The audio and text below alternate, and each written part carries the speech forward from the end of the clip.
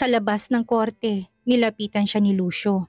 Bitbit ito ang bote ng gatas ni Amara at isang simpleng tanong. Kung ito ang magiging giyera ng pangalan, handa ka bang maging tahimik ulit para sa kanya? O mas pipiliin mong sumigaw?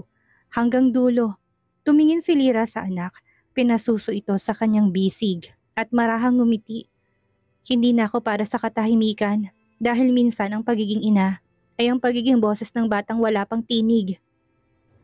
Makalipas ang unang pagdinig, mabilis kumalat sa media ang mga larawan ni Lira. Hindi na siya simpleng babae sa lilim ng mansyon. Isa na siyang ina sa gitna ng spotlight. Headline sa isang online news site. Babaeng dating kasambahay, ipinaglalaban ng anak sa makapangyarihang pamilya de Silvo. Headline sa isa pang tabloid. Amo o ina. Laban ng apelyido at dugo. Hindi lahat ay pabor kay Lira. May mga balitang binayaran para sirain siya. Hindi raw totoo na minahal niya si Lucio. Ginamit daw niya ang pagbubuntis para makapasok sa angkan. Dati raw siyang kinakasama ng ibang lalaki.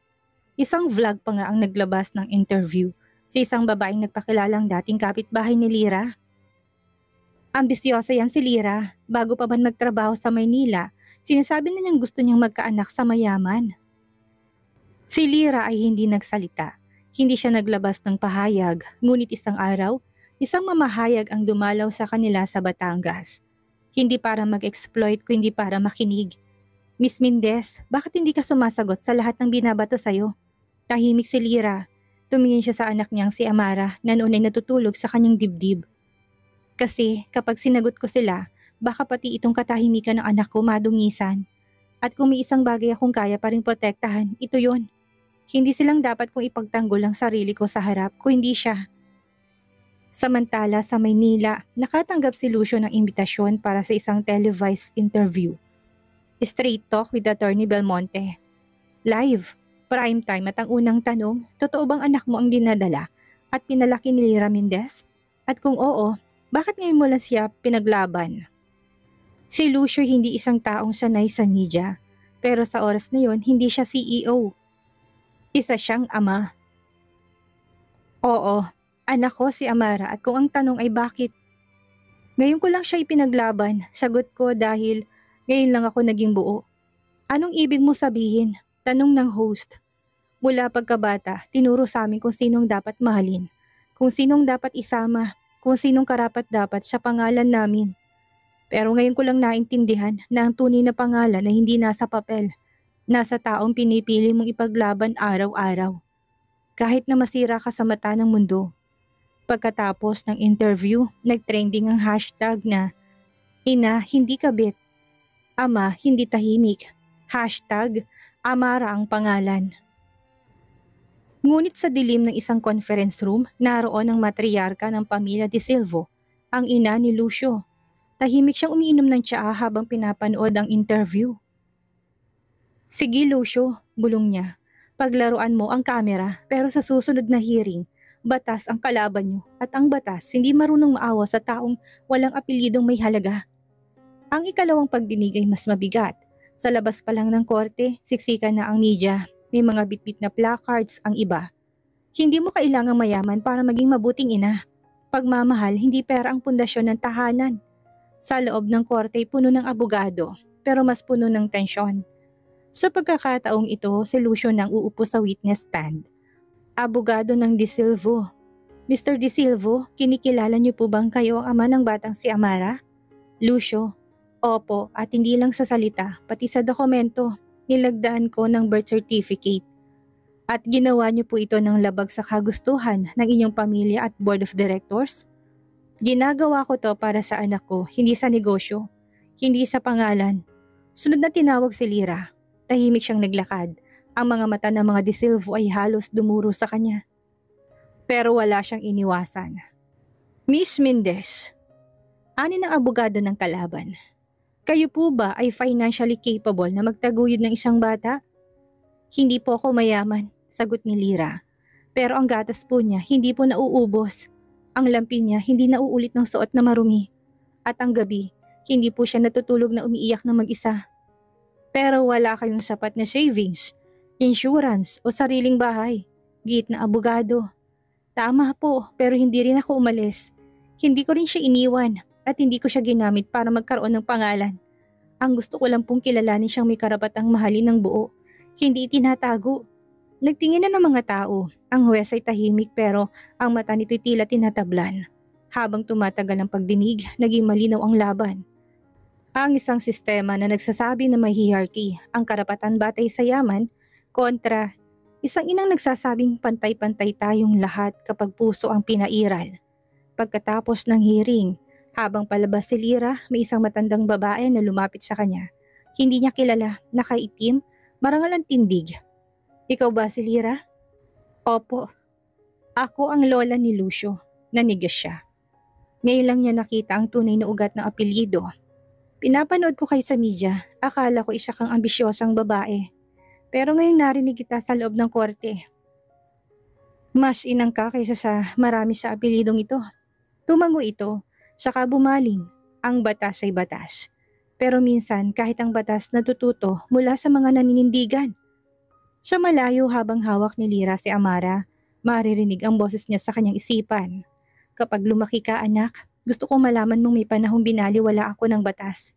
Pero hindi kita binitawan at yun ang batas ng puso. Makalipas ang ilang linggo, dumating ang araw na hinihintay at kinatatakutan. Ang araw ng hatol. Hindi ito isang granding eksena tulad sa mga pelikula. Walang malalakas na sigawan, walang dramatic breakdown. May tahimik na courtroom, may isang huwes. At may mga matang sabik, takot at handang masaktan. Bago magbasa ng desisyon ng huwes, tahimik na pinisil ni Lyra ang daliri ni Amara na natutulog sa kanyang kandungan. Sa tabi niya si Lucio, hindi bilang amo kundi bilang ama. At sa likod nila, naroon si Isabel. Hindi nagsasalita pero nariyan, minsang asawa. Ngayon, saksi. Ang huwes ay tumayo, diretso ang tingin. Walang kinikilingan ng mukha pero mabigat ang mga mata. Sa kaso ng petition for sole custody ng pamilya de Silvo, laban kay Ginang Lyra Mendez. Matapos ang mga presentasyong argumento at pagsasaalang-alang ng kapakanan ng bata. Tumigil siya sandali. Lahat ay napalunok, si Lyra hindi huminga. Ang korte ay nagpapasya pabor kay Lyra Mendez. Ang karapatan bilang ina, pagiging primary caregiver, at emotional na connection sa bata, sa kanyang ina hindi matutumbasan ng anumang yaman. Parang tumigil ang oras. Si Lyra hindi kaagad nakakilos. Parang hindi pa niya maintindihan hanggang sa maramdaman niya ang mahigpit na yakap ni Lucio at ang bulong nito. Panalo ka. Hindi, panalo tayo. Naglakad palabas ng korte si Lyra sa bawat hakbang, tila gumaan ang kanyang katawan. Hindi dahil sa papel, hindi dahil sa paborang batas, kundi dahil ngayon, hindi na siya kailangang sumigaw para mapakinggan. Sa labas ng gusali, sinalubong siya ng media. Isa lang ang tanong ng reporter. Lyra, anong masasabi mo sa hatol ng korte? Tumingin siya kay Amara na mahimbing na natutulog sa kanyang dibdib. Hindi lang korte ang nagdesisyon ngayon, ang mundo na rin. Na hindi mo kailangang maging mayaman para maging karapat-dapat. Ang totoo, kahit hindi nila ako pinili kong anak ko araw-araw at doon pa lang panalo na ako. At sa araw ring iyon, habang ang mga headlines ay puro kasambahay, nagwagi laban sa yaman, habang ang social media ay puro hashtag, ina hindi kabit. Habang ang mga larawan niya ay lumalaganap sa buong bansa, si Lyra hindi naging sikat. Hindi siya naging mayaman pero naging buo siya. At ang batang si Amara sa wakas ay may nanay na hindi na kailanman kailangang itago. Isang buwan matapos ang desisyon ng korte, muling nanumbalik ang katahimikan sa buhay ni Lyra at Amara. Pero hindi na ito katahimikan ng pagtatago, hindi na ito katahimikan ng pag-aalinlangan. Ito na ang katahimikan ng pagtanggap ng kapayapaan sa isang maliit na bahay sa tagiliran ng Tanawan. Lumipat si Lyra. Hindi ito malaki pero may sariling bakuran. May duyan sa ilalim ng puno ng aratiles. May maliit na mesa sa veranda kung saan madalas silang magkape ng kanyang ina. Habang pinagmamasdan si Amara, dumadalaw si Lucio tuwing linggo. Hindi para manghimaso kundi para maging ama. Tahimik, marahan, hindi na mayabang. Siya mismong nagtayo ng maliliit na trust fund para kay Amara. Hindi para ipagmayabang kundi para tiyaking may simulang anak nila kahit wala na siya. Isang hapon habang nilalaro ni Lucio si Amara sa ilalim ng araw, Umupo si Lira sa tabi niya. Tahimik silang dalawa, pero hindi malamig. Salamat sa hindi pagsuko, ani Lucio.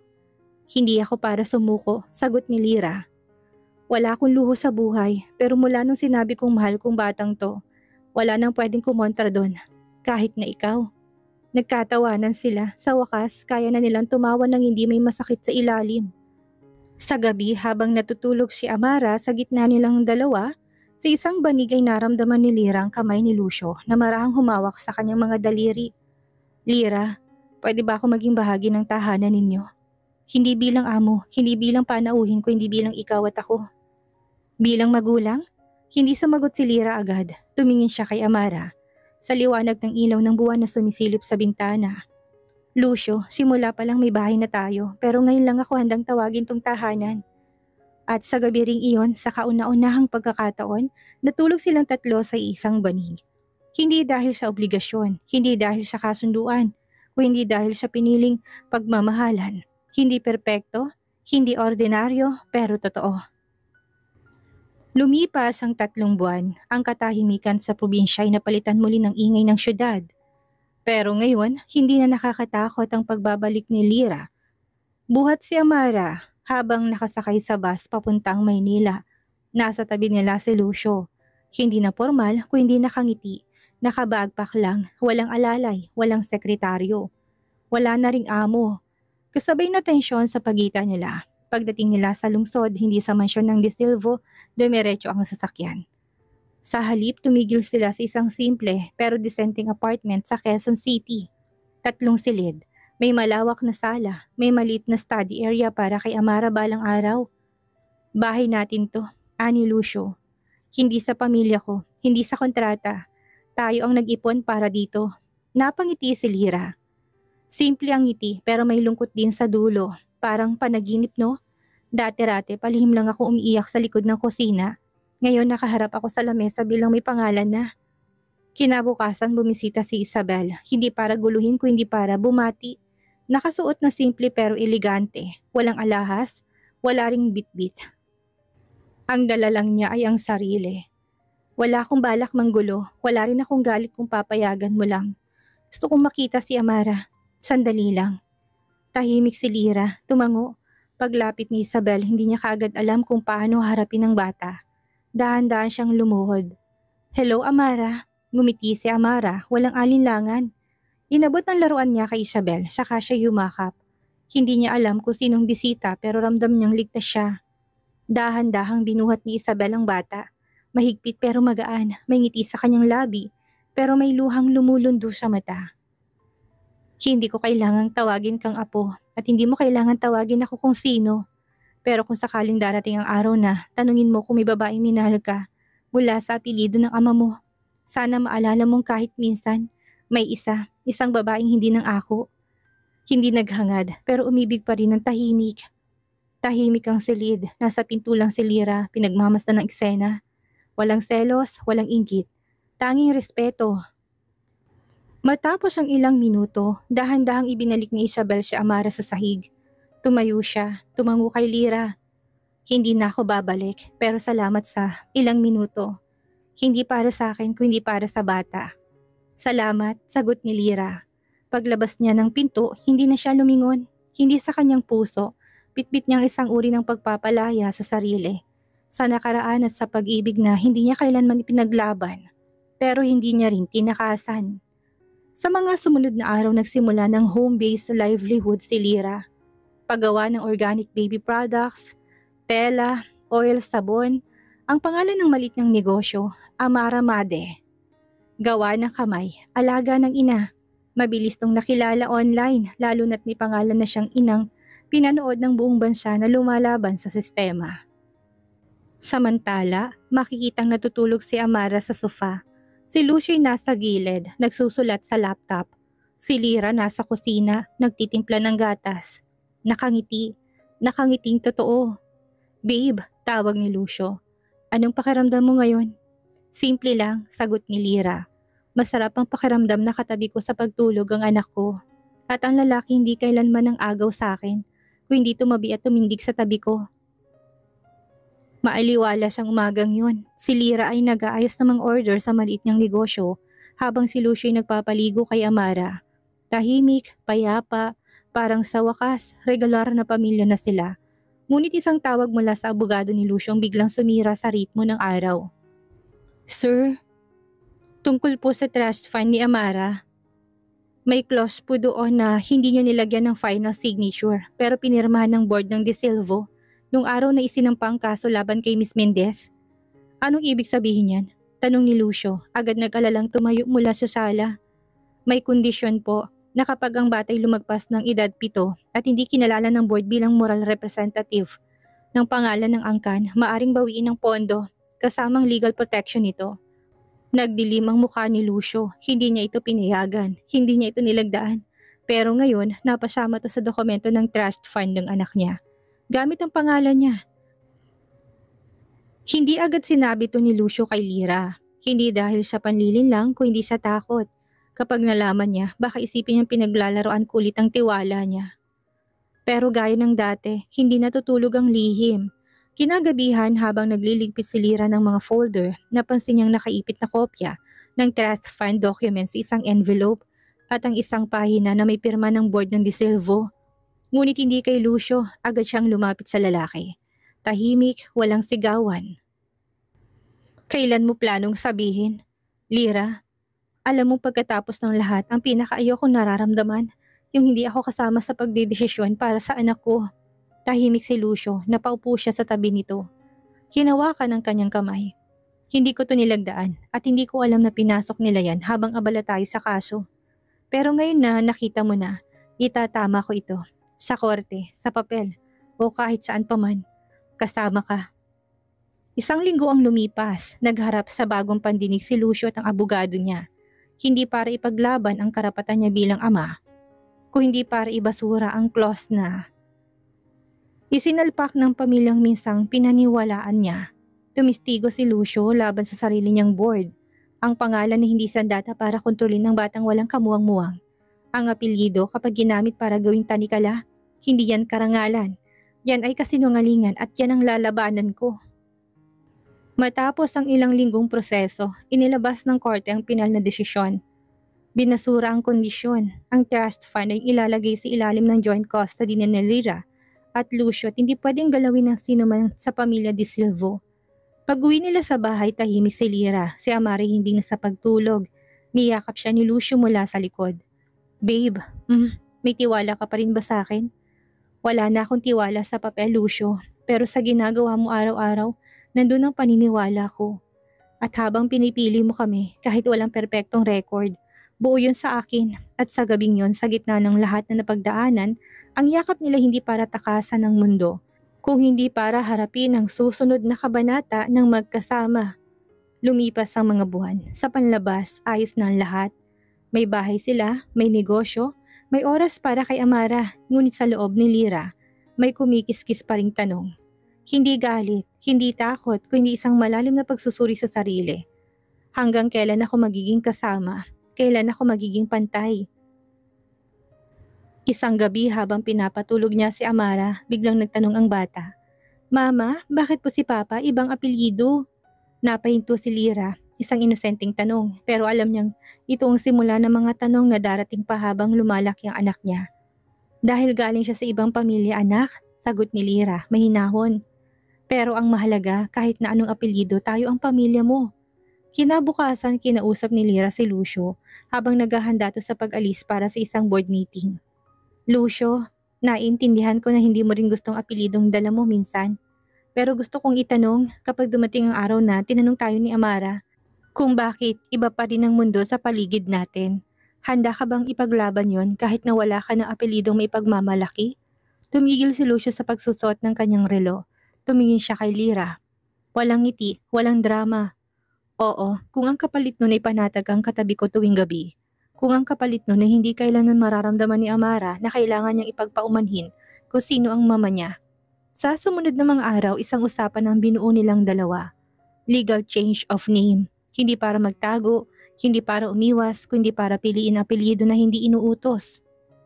Kung hindi pinili bilang pamilya.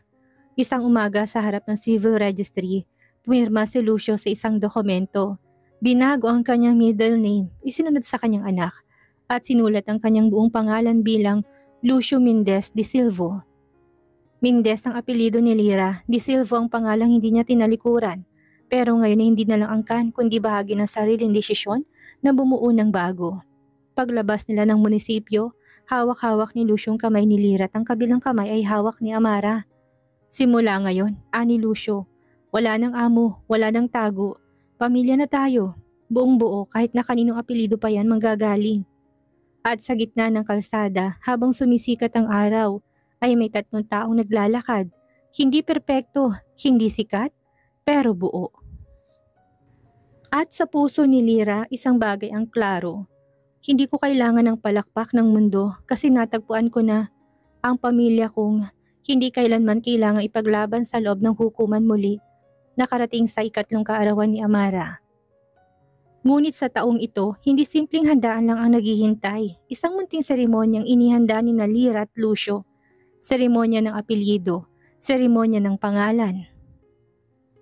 Sa isang maliit na garden venue sa Tagaytay, inayos ni Lyra ang mga mesa. Puno ng puting bulaklak, mga simpleng banner na may pangalang Amara Mendez de Silva. 3 taon, isang pangalan, isang kwento. Ilang malalapit na kaibigan lang ang nandoon, wala ang media, wala ang mga reporter. Sa gitna ng venue, isang maliit na mesa, may frame ng larawan. Lyra, bagong panganak, yakap si Amara. Wala pa si Lucio noon, sa tabi isa pang frame. Lyra, Amara at Lucio, magkayakap sa ilalim ng araw. Sa harap ng lahat nagsalita si Lucio. Hindi CEO, hindi dating amo. 3 taon na mula nang ipinanganak si Amara at 3 taon na rin ipinanganak ang panibagong ako. Ang lalaking natutong ipaglaban, hindi ang pangalan niya, kundi ang pamilyang pinili niyang mahalin. Mula ngayon, hindi ko na lang siya anak. Siya ang dahilan kung bakit ako muling naging tao. At si Lyra, ang babaeng tinawag ng mundo na kasambahay. Siya ang humubog sa amin ng anak ko. Siya ang tahanan. Tumayo si Lyra, hindi sana magsasalita sa harap ng maraming tao pero ngayon ay hindi siya kinakabahan. Sapagkat hindi siya nangungumpisal, nagsasalaysay siya ng tagumpay. Minsan akala ko sapat ng mahalin ng anak ko. Pero natutunan ko mas kailangan pa pala ang ipaglaban siya. At ngayon, habang pinapanood kong tumatakbo siyang buo ang pangalan, hindi ko na iniisip kung anong sasabihin ng mundo. Kasi sa loob ng 3 taong ito, natutunan kong hindi pala ang apelyidong nagbibigay saysay sa pangalan, kung hindi ang alaala, sakripisyo at pagmamahal na nakakabit dito. At sa huli ng programa, habang sumasayaw ang mga bata sa paligid, tumabi si Lucio kay Lyra. Hawak-hawak ang kamay niya. 3 taon na babe, bulong niya. Alam mo na ba ang sagot ngayon sa tanong mo dati? Anong tanong? Ano ang pakiramdam ng katabi mo sa pagtulog ang asawa ko? Oo, bulong ni Lyra. Habang nakatingin sa anak nila, mas masarap ang pakiramdam. Kapag ang katabi mo ay hindi na asawa ng iba, kung hindi ama ng anak mo, at ikaw mismo pinili niyang maging tahanan. Sa ilalim ng mga ilaw at katahimikan ng gabi, isang pamilyang minsang hinatulan ng mundo, ngayon ay malaya, buo at may sariling pangalan. Ilang linggo matapos ang kaarawan ni Amara, tila muling bumalik ang tahimik at masayang ritmo ng buhay nila. Pero may isa pang tanong na matagal nang tinatago ni Lucio. Hindi dahil sa takot, kundi dahil sa respeto. Kailan ang tamang oras para tanungin siya? Kung gusto ba niya akong piliin, hindi bilang ama lang ng anak niya, kung hindi bilang kabiyak. Isang Sabado, nagplano si Lucio ng simpleng outing sa isang farm resort sa San Mateo. Akala ni Lyra, normal lang ang bonding. Hindi niya alam may lihim na planong anak niya at ang ama nito. Pagdating nila sa kubo sa gitna ng taniman ng bulaklak, may picnic setup sa ilalim ng punong akasya. Mga larawan ni Lyra mula nung dalaga pa siya, hanggang sa pagbubuntis at hanggang sa unang yakap niya kay Amara. Tapos isang malit na notebook na nakapatong sa mesa. May sulat mula kay Amara. Sinulat ni Lucio pero base sa mga salitang paulit-ulit na sinasabi ng bata. Mama, thank you for loving me when I was small. Thank you for loving Papa even when he made you cry. Can we be one family? With dress and flowers and cake like you see in cartoons. Napatingin si Lyra, tahimik, nanginginig ang kamay at sa paglingon niya, naroon si Lucio, nakaluhod, Walang singsingpat, walang ingranding drama. Tanging siya lang. Tapat, taimtim. Pagod na ring maghintay. Hindi ako perpekto, Lira, pero lahat ng kakulangan ko pinunan mo. Sa'yo ko natutunan ang pagiging tunay na ama at higit sa lahat pagiging tao. Wala akong yaman na ibibigay ngayon kung hindi ang buong sarili ko. Ikaw ba ang gusto kong makasama habang buhay? Oo, ang tanong, ako rin ba ang gusto mong makasama? Hindi bilang ama ng anak mo, kung hindi bilang asawa mo? Tahimik si Lira. Walang kaartehan, walang luha agad. Lumapit lang siya, hinawakan ang mukha ni Lucio. Ang dami mong pagkakamali noon, Lucio, pero mas marami kang pagsisikap ngayon. Hindi mo ko binili, hindi mo ko ginapos. Pero sa bawat araw na pinili mo ko, doon ako unti-unting pumayag. Kaya ang sagot ko, oo. Oo, Lucio, hindi dahil pinilit ako ng mundo. Kung hindi dahil pinili rin kita sa sarili kong oras, sa sarili kong paninindigan, at sa ilalim ng araw sa gitna ng mga tanim na bulaklak, sa simpleng mesa at notebook na may sulat ng isang bata, isang panibagong yugto ng kwento nila ang nagsimula.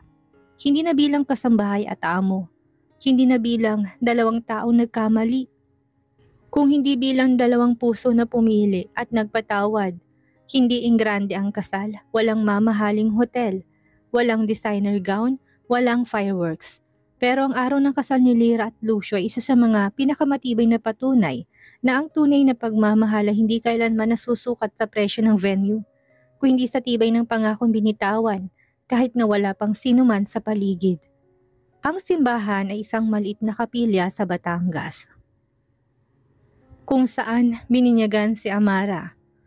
Puno ito ng puting tela, ilang tanim ng bulaklak mula sa hardin ni Lira, at mga upuang may simpleng laso. Walang VIP guest, tanging mga taong tunay na bahagi ng paglalakbay nila. Si Isabel ay naroon, hindi nakaitim kundi nakaputi at bughaw. Tahimik siyang umupo sa likod, pero sa buong seremonya, hindi siya tumigil sa pagngiti. Pagpasok ni Lira sa simbahan, suot niyang isang simpleng long sleeve lace dress na siya mismo ang pumili. Hindi para magpakitang gilas, kundi para magmukhang siya pa rin. Isang babaeng hindi kailanman nagbago ng pagkatao para lang mapasama sa pangalan ng isang mayamang angkan. Si Lucio ay naghihintay sa harap, nakaputi, nanginginig ang kamay, at sa sandaling nagtagpo ang mga mata nila, lahat ng sakit, galit at pagod ay tila naglaho. Dumating ang sandali ng mga panata. Sabi ni Lucio, "Pinili mo akong mahalin kahit wala akong maibigay noon kung hindi pangalan. Pero ngayon, ang inaalay ko sa iyo ay hindi pangalan, kundi sarili kong paninindigan. Hindi kita ipapahiya, hindi kita itatago at simula ngayon, ikaw na ang pangalan ng tahanan ko." Sabi ni Lira, "Hindi kita pinili dahil sa apelyido mo. Pinili kita dahil kahit na ilang beses kang bumagsak, natuto kang bumangon. Hindi bilang lalaking may pera, kundi bilang taong may pananagutan. At sa bawat pagising mo sa tabi ko, paulit-ulit kong pipiliin na hindi lang maging asawa, kung hindi maging kaagapay sa lahat ng araw, kahit pa dumilim muli ang mundo." Pagkatapos ng seremonya, walang ingranding reception. Sa ilalim lang ng mga parol sa bakuran, may kainan, may kantahan, may tawanan, may mga kwentong pabulong at tuksuhan sa bagong kasal. Sa gitna ng gabi habang tahimik na nagkakwentuhan sina Lira at Lucio, sa ilalim ng punong mangga, maririnig ang tawa ni Amara na naglalaro sa tabi kasama ng mga pinsan. "Babe," bulong ni Lucio, "anong pakiramdam?" "Ang alin? Nakatabi mo sa pagtulog ang asawa ko." Napangiti si Lira. Tumagilid, tinitigan siya sa mata. "Ngayon ikaw ng asawa ko, masarap ang pakiramdam. Pero mas masarap kasi hindi ko na kailangang itanong kung akin ka. Dahil araw-araw pinipili mo kami."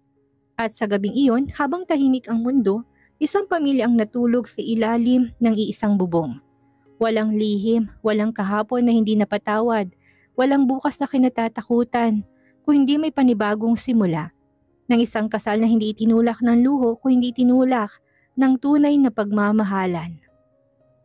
Hindi na si Lira ang babaeng natatakot tumarap sa mundo. Ngayon siya ay babaeng may tinig, may paninindigan, at may kwento na handang ipaglaban.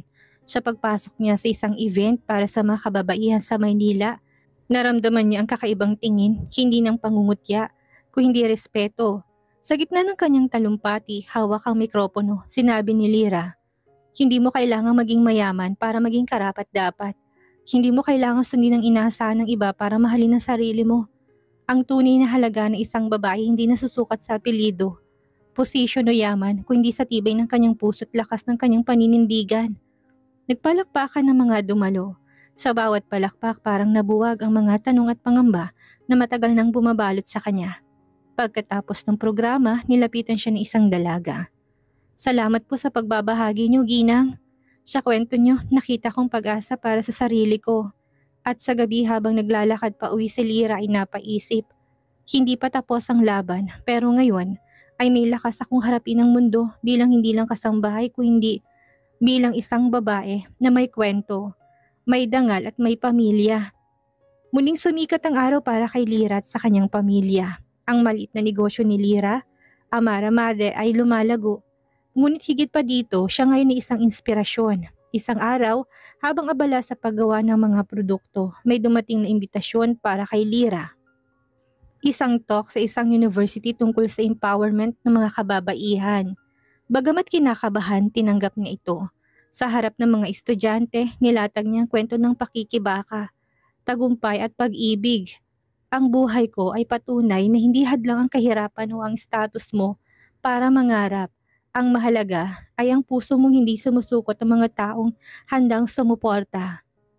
Habang natatapos ang talk ay may mga batang babae na lumapit kay Lyra. Isa sa kanila nagbigay ng liham na nagsasabing, "Salamat po, Miss Lyra. Dahil po sa inyo naniniwala kung kaya kong baguhin ang buhay ko."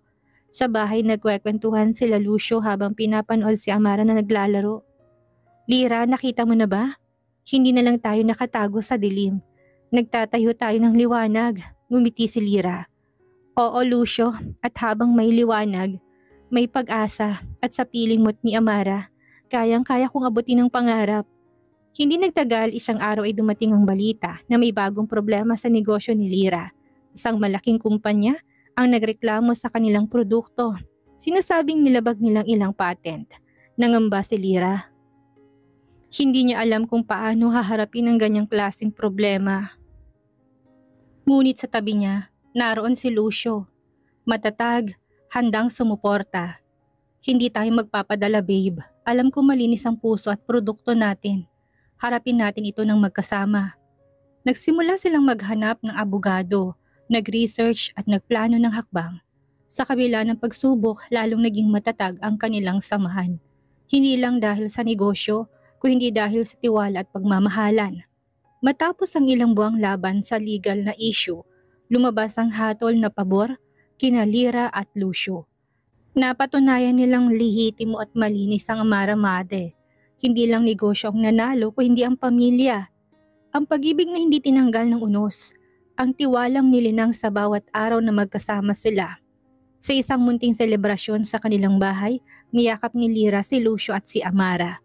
"Salamat sa pagtitiwala, sa pagpili at sa paninindigan. Walang imposible kapag magkasama tayo," sagot ni Lucio. Sa pagtatapos ng gabi, habang nakayakap silang tatlo, naisip ni Lyra, "Ano ang pakiramdam na katabi mo sa pagtulog ang asawa ko?" Ngayon, alam niya na ang sagot. Ito ay kapayapaan, pag-ibig at tahanan. Isang kwentong hindi lang tungkol sa kanila kundi para sa lahat na nagmamahal ng buong puso. Ang tungkol kay Isabel. Special chapter. Si Lucio, sa mata ng marami, isang respetadong negosyante at asawa ni Isabel de Silvo, isang babaeng galing sa mayamang angkan, matalino at maimpluwensya. Ngunit sa likod ng mga kumikislap na ilaw ng kanilang marangyang bahay, may mga lihim na sugat na hindi napapansin ng iba. Isang gabi sa kanilang malaking tahanan, nag-away sina Lucio at Isabel. Hindi dahil sa isang maliit na bagay, kundi dahil sa mga taong hindi pagkakaintindihan. Hindi pagkakaayos at mga pasaring na hindi na kayang itago. "Hindi na kita mahal, Lucio," sabi ni Isabel. Malamig. "Hindi tayo pareho ng gusto. Hindi ko kayang sakripisyo ang sarili ko para sa isang pamilya na parang kulungan. Hindi rin ako masaya." "Isabel," sagot ni Lucio, "pero ano pang magagawa ko? Para sa anak natin, para sa pangalan, para sa pamilya, ang anak nila. Wala silang anak na magkasama. ngunit may isang batang inalagaan ni Lucio at Isabel, si Amara, anak ni Lyra, ang kasambahay na naging tahanan ni Lucio sa gitna ng gulo. Habang lumalala ang relasyon nila, napilitan si Lucio na magdesisyon. Hindi niya kayang lokohin ang sarili. Hindi niya kayang ipagpatuloy ang kasal na walang pag-ibig. At lalong hindi niya kayang saktan si Lyra na naging haligi niya sa dilim. Kaya naghiwalay sila ni Isabel. Hindi sa katahimikan, kundi sa bagyong puno ng sakit at pagluha. Hindi perpekto ang kanilang paghihiwalay. May mga tanong na hindi nasagot. May mga sugat na nanatili. Ngunit ito ang naging daan para kay Lucio at Lyra na mabuo ang pamilya na matagal na nilang pinangarap. Sa ngayon, si Isabel ay tahimik na lumayo. Hindi na bahagi ng buhay nila, pero may respeto pa rin sa anak nila, si Amara. At sa puso ni Lyra, hindi siya kailanman naging kalaban, kung hindi isang babaeng nagbigay daan para sila ay magkaroon ng bagong simula. Isabel POV. Sa isang malaking silid na puno ng mga alaala, nakaupo si Isabel sa tabi ng bintana. Nakatingin sa ulan na bumubuhos sa labas. Hindi siya masaya, ngunit hindi rin siya galit. Sa isip ni Isabel, mahal ko si Lucio noon pero hindi ako mahal ng buong puso. Ang buhay namin ay puno ng mga pagkukunwari, mga salitang hindi nasasambit, mga luha na itinatago. Hindi ako ang babaeng inakala ko noon. Ako ang babaeng nahuli sa gulo ng pag-ibig na hindi na niya maramdaman. Isang gabi naglakad siya sa hardin, nag-iisa, nagmumuni. Bakit ganito? Bakit ako nasasaktan kahit ako ang asawa? Saan na ba tayo nagkamali? Dumating si Lucio sa tabi niya. Tahimik silang naglakad, hindi na kailangan ng mga salita. Pagkatapos ng ilang buwan, napagdesisyon na ni Isabel na ibigay ang kalayaan kay Lucio. Hindi ito pagtalikod, bulong niya sa sarili. Ito ay pag-ibig sa ibang paraan. Pagpapalaya sa isang taong hindi na masaya sa piling ko. Sa kanyang puso dala niya ang hangarin. Sana sa piling ni Lyra maging masaya siya. Sana doon niya matagpuan ang tahanan na hindi ko maibigay. At kahit malayo na siya, nanatili sa kanya ang respeto at pag-asa na magiging mabuti ang buhay ng lahat. Pagkatapos ng ilang saglit, tumingin si Isabel sa langit. Huminga ng malalim at ngumiti ng mahina. Hindi ako natalo sa pag-ibig. Natuto lang akong mahalin ang sarili ko muna. Nakatayo si Lyra sa harap ng bagong bukas na maliit na wellness shop na may pangalan sa Lyra na buhay. Isang play sa pangalan niya at sa salitang liriko dahil ito raw ang panibagong tula ng kanyang buhay. Hawak ang kamay ni Amara habang si Lucio ay abalang nag-aayos sa loob. Tahimik si Lyra. Hindi dahil may lungkot, kung hindi dahil may iniisip. Dati ang katahimikan ay takot. Ngayon ito ay kapayapaan. Kapayapaang pinaghirapan ko, pinagpaguran at pinili. Napalingon siya kay Lucio, ang lalaking dati kinatatakutan niyang mahalin. Ngayon ay katuwang niya sa lahat. Ngumiti siya. Sa kalagitnaan ng gabi, naglalakad si Lucio sa tabi ng ilog malapit sa kanilang bahay. Hawak niya ang isang sulat. Hindi galing kay Lyra, hindi rin para kay Lyra. Galing ito kay Isabel. Dumating mula sa ibang bansa. Hindi para buksan ng sugat kundi para isara ito ng maayos. Lucio, sulat ni Isabel. Ngayon naintindihan ko na. Minsan hindi sapat ang pagmamahal kung hindi kayo nakatingin sa parehong direksyon. Salamat sa pag-amin, sa pagiging totoo. Kahit huli at salamat sa pagbitiw ng hindi sinisira ang pangalan ko. Lumuhod si Lucio sa tabi ng ilog, isang luha lang. Pero totoo, patawad at salamat Isabel. Hindi ka naging kalaban, naging salamin ka, ng lalaking ayoko manatili. Sa isang gallery sa Barcelona, Spain, si Isabel ay nakatayo sa harap ng sariling likhang sining. Isang painting, babae sa puting bestida, nakatanaw sa dagat. Ma'am, sino po yan?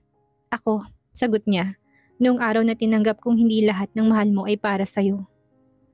Tumayo siya ng tuwid, may dignidad, hindi bilang iniwang asawa, hindi bilang martir, kundi bilang babae na may sariling direksyon, sariling buhay. 3 araw, 3 puso, 3 paninindigan, hindi lahat ng sugat kailangang balikan. Pero lahat ng sugat ay may karapatang gumaling. At sa dulo, iisa ang kanilang tinahak, ang landas ng pag-unawa. Sa kwento ni Lyra, isang simpleng kasambahay na piniling maging tagapagdala ng isang lihim ng pag-ibig. Natutunan natin ang tunay na dangal ng babae ay hindi nasusukat sa estado kundi sa tapang niyang magmahal, magparaya at magpatawad. Sa pagitan ng isang lalaking hinati ng tungkulin at damdamin at isang asawang piniling lumaya kaysa lumaban. Isinilang ang isang kwentong hindi tungkol sa pagkapanalo sa pag-aagawan, kundi sa paglaya mula sa sugat ng kahapon at sa paninindigang piliin ang kapayapaan. Ang tunay na pamilya ay hindi nabubuo sa perpektong simula, kundi sa araw-araw ng pagpiling mahalin at magpakatotoo. Dito na po nagtatapos ang ating kwento. Maraming salamat po sa patuloy na sumusuporta. Muli ay magkita-kita po tayo sa susunod pa nating mga istorya.